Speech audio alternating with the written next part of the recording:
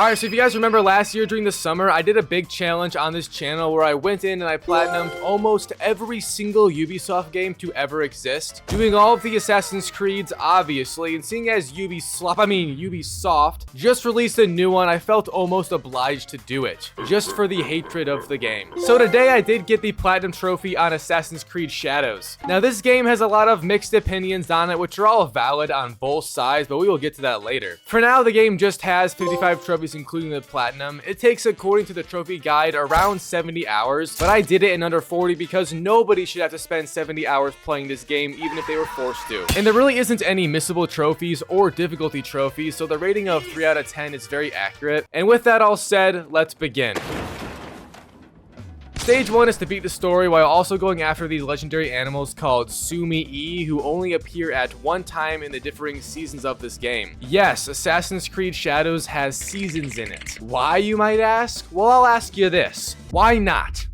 Yeah, the stock price is still dropping. I can't believe it. Assassin's Creed Shadows had a functioning weather changing system and it still flopped. No way. Also, Roblox has 25 times the Ubisoft stock price and it's a free game. That is a crazy stat. Anyways, the game opens up with a traditional cutscene introduction that every game to ever exist has, showing us life for the main character before it all goes wrong, and boy oh boy does it all go wrong, with the entire world being set aflame only 10 minutes after the game opens up. And you are immediately geared up as a samurai playing as the black dude in this game, whose name is very odd and I can't pronounce it, nor do I care enough to pronounce it right. Shout out to Ezio. But it's called Yasuki or something weird. It kind of sounds like the sound I make when I spit. But I got a trophy almost immediately in the chaos of this game for performing a finisher on a frail Japanese man. And that's one thing I think is really funny and almost crazy about this game. Yasuki's character is legit just a giant a brolic man running around basically annihilating all these frail tiny Japanese people. It's no wonder Japan has serious beef with this game. It's actually hilarious though, I'm not gonna lie. And yeah, you then just kind of run around more in this battle, you know, chopping off heads of the peasants. It's a normal day for us. Then it swaps over to Nawoi again. Sorry for the pronunciation, but her name looks and sounds like a hand lotion cream. And she is the actual Japanese main character of the game without the DEI hire that is Yasuki. But she also has a much more stealth approach to things and a more traditional Assassin's Creed take compared to the brutality that is the other dude. And I would get a trophy right away with her as well from performing my first assassination on a man. Shout out to the not coded properly kills. How the f do you fail to code a game that has been remade 23 times, Ubisoft? This is why Roblox stock is on the rise and yours is dying. Oh my god! Also, Nene's story is much more mundane compared to Yasuki's, and you spend a lot of time talking about emotions. Ubisoft also gave me this game for free, by the way, and yeah, I want a refund, I really do. But still playing as Nene, I ended up getting 5 assassinations in a row without being seen, which was the point of the intro mission we were in, but it also gave me a trophy, so that's nice. A few minutes later, the prologue would then end off with Nene stealing this box of ultimate power. What's in the box, I wonder? Anyway, she lost it and it got stolen by the evil people, and that's the entire plot of Assassin's Creed Shadows. We need the box back. So this game's story is basically just the movie 7. Amazing. What's in the fucking box? That's what I'm saying. But I got a trophy after finishing that prologue anyway. Also, use code PLATINUM at GamerSubs for 10% off. It's the only way I managed to stay awake and play this game without falling asleep into the arms of your hot sister. After the prologue ended, however, we were on to Act 1 of the game's story, and it picked up with Nene being nurtured back to health, and I also think this is the exact way that Ghost of Tsushima began, if I can remember correctly. Also, if you want to play a game that's way better than this one, and it's about samurais, then play that. Please play that and not this. Sorry for the shameless plug, this is not sponsored, but Nene had a little redemption healing training arc. There was even a time lapse because Ubisoft has no idea how to write a story without throwing in abrupt time changes to fast pace their script that is shorter than my dating history. Eventually you end up constructing a hideout. Yes, Assassin's Creed Shadows went down the base building route. Why? Like seriously, what the f is the need for this? I do not understand. It's extremely stupid and you rarely need to use it anyways. But once I did construct the home base, I got a trophy. So far we have 2 new useless features in this game and the stock price is still falling. Oh shit, never mind, they sold out. Now, speaking of home bases, this game also made us go and build a few structures before even beginning anything else in the story. And I had to recruit a blacksmith named Yaya to this place because apparently that was the most essential thing this game could think of making us do. Fun fact, I also did not use the blacksmith until hour 30 of this game and nearing the end of my trophies. That's how f***ing useless it is. But you do get a trophy from recruiting him, so it's required. This game's story, by the way, is mostly structured and completed by just taking out the Ring of Shinbaku, who are these people that stole the box in the prologue, and also just your typical Assassin's Creed hidden villains that you have to kill in every game. And the next trophy I got was just from recruiting an ally, which was again story forcing. You barely use allies aside from emotional support, so that's cool. An hour would then pass and I would end up finishing the first act of the story. Now this act's ending was actually very cool and fun, which is rare in this game. And my biggest complaint of Assassin's Creed Shadows is they just make you do 99% busy work and 1% actual story. Like this one mission had to swap back and forth between Nene and Marquise and actually battle the bosses in dope ass scenes. But this is like legitimately the only time that you actually do this, and the rest of the gameplay is just running around for tards in the corners of the map. It's just sad, man, it really is. And the excitement at the end of Act 1 would also sadly end with a very cringe, hey girl, let's team up, we both have a common enemy type shit. And it's just cringe. This story was written by people who look like this though, so it's not a shocker. Anyways, here's that trophy from Act 1, and now we can play as either character at any point. And I chose to give it a go as Yasuki right away and perform the classic leap of faith with him. Except he can't do that because he's not agile enough, but it was a trophy. And by the way, another complaint of mine is they made Yasuki literally the brute stereotype. He can't do leaps of faith as we've seen. He can't parkour, he can't sprint, he can't jump, or basically anything of movement in this game. It's almost funny how much he can't do besides just shing his damn sword at tiny Japanese people. One of these blue-haired 13 Reasons Why side characters definitely has a vendetta against Japan people. Anyways, because of seeing how horrid Yasuki's movement is, I just barely played him except for when I had to fight harder enemies because he is stronger than Nene. Obviously, I mean, just look at the comparison. And the next trophy I got was just another one from meeting another side character in this game, and it was called the Thief. Now, this is a very common thing in Assassin's Creed Shadows as well. You can get numerous trophies from just meeting people, and you usually don't even have to finish their questline for the platinum, which I guess is nice. Some would say lazy, but looking at their developers, I think a lot of them look lazy in their personal life, so it's not a shocker that the trophies and game would resemble what goes in. The next trophy I got though was a bit more of an exciting one, and it was from completing an objective board. This game has numerous of these, but it's just these little circles on the objective board that have a group of people in each, usually having you assassinate them, and that's what this one was. The Twisted Tree was the first board I completed, and it ended off with me assassinating, or rather battling, this man named Takashi Jiro. And the fight wasn't that bad, ending off with me stabbing him in 2 different places in the neck.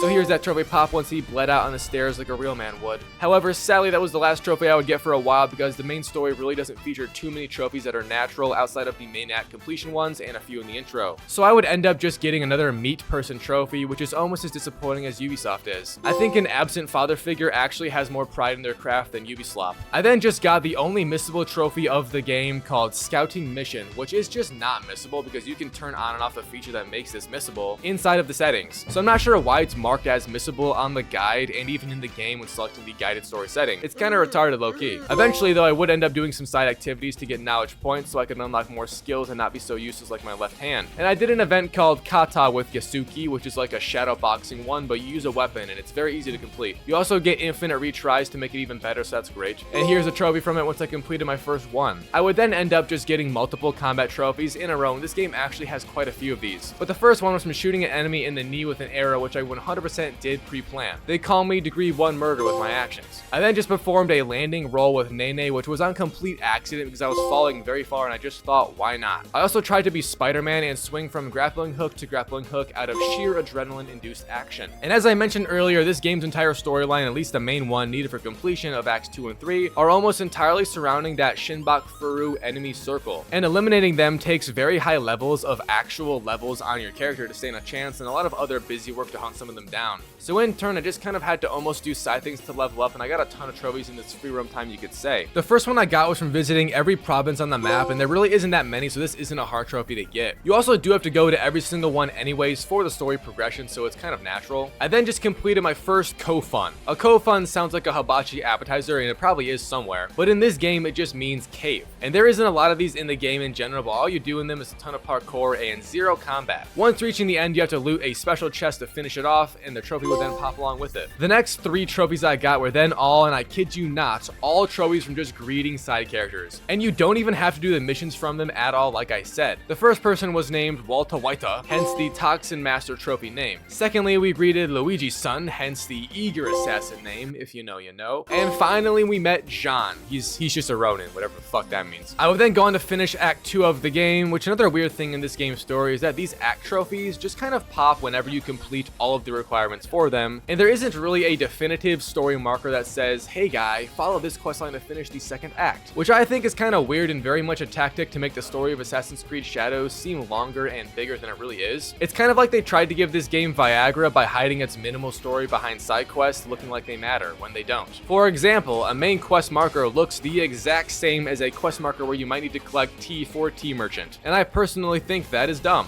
But the last fight before the Act 2 trophy popped for me was against a man named Takayada Mataka. I swear that same dude races in F1, but I might be tripping. Regardless, I again wiped his butt literally, and I won the fight getting the trophy. Very mundane ending. I also finally got that trophy from the all legendary animals, and this is that thing that only happens once every season, so it takes a lot of time to get if you don't do it while playing the story. And if that happened to you, I'm not sorry, you're an idiot. And I would then finally again get a trophy that I have been progressing all game, but it wasn't from legendary animals this time, instead from legendary gear and one piece of each type. Most gear you get free from assassinations or loot, so this is pretty much natural and guaranteed to happen in your playthrough. The next two trophies I got were then both from fighting, and that's fun. If only Assassin's Creed would make a game where fighting is what takes up 90% of the gameplay instead of cringe dialogue, then they might have another banger on their hands. But the first trophy was from completing the tournament, which is a side quest that has you battle a few somewhat challenging enemies in a row. I did die a few times while battling these people as well, which was okay with me because it meant more time to actually play the game and not run to another objective. But anyways, once you win the fights against them all, it finished the side quest and the trophy from it pops as you would expect. I then ended up finishing the Shinbaku circle of enemies that we've been after, and yes, there's a trophy from just killing them all. But again, as I said, this is the main goal of the game, and once the trophy from it popped, the other story trophies didn't. And that's because to finish Act 3 and the epilogue, I still have to go do more character development missions for both characters. I again ask, Ubisoft, what the f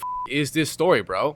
Assassin's Creed Shadows actually doesn't have a story. They tricked us. It's just a bunch of side quests put together. Also, we did get the box, by the way, and nothing changed for us. No, nothing happens. We just have the box now, so that's cool. Hopefully nobody's dead wife is inside of it. Anyways, I got a random trophy right after from equipping all the legendary gear, so that's fun. And to get the final story trophies of this game, you had to literally just talk and chat with people at the hideout. It's super stupid, but this is the most Ubisoft story moment ever, so I'm not even surprised. Just mildly disappointed that this game's story was actually less than what I had imagined. But I would get both the final story trophies regardless. Now that's basically stage 1 done with, so it's time for stage 2, which contains pretty much all the other trophies in the game. Stages 3 and 4 on the trophy guide also do repeat a lot of the stage 2 trophies, so I'm not sure why the trophy guide creator lumped these together in such an odd way, but it doesn't really matter. I guess this game is trash on its own. And I went a while without any trophies, but then I began to get them like a wild rash in my genitals, just spreading out of control. The first one is from performing a leap of faith from a grappling hook, and this is very odd because it's done by just jumping from one into water, so I'm not sure that much faith was really needed. I then just engraved a weapon, and this surprisingly took a while because you had to upgrade the blacksmith a few times to get the engraving option, and I hadn't yet figured out you can complete contracts in this game's open world to get a load of materials for building, but eventually I got enough, upgraded the place, and engraved a weapon with a cute little heart for the trophy. And speaking of upgrading buildings, I fully upgraded the dojo for another trophy, and I got this one from fully upgrading it. I then used the fully upgraded dojo to train an ally to max level and got another trophy from that. I then spent mastery points to fully upgrade all of my tools and ammunition across both characters, which was easy. And then I had to go on a bit more of a grind for this trophy called Suitor Self from fully upgrading rations. This is because you need to complete or just meet 2 side characters to unlock these 2 buildings that give you better ration efficiency. Then you have to build those buildings, and finally you need to go collect 16 different types of food from around the map.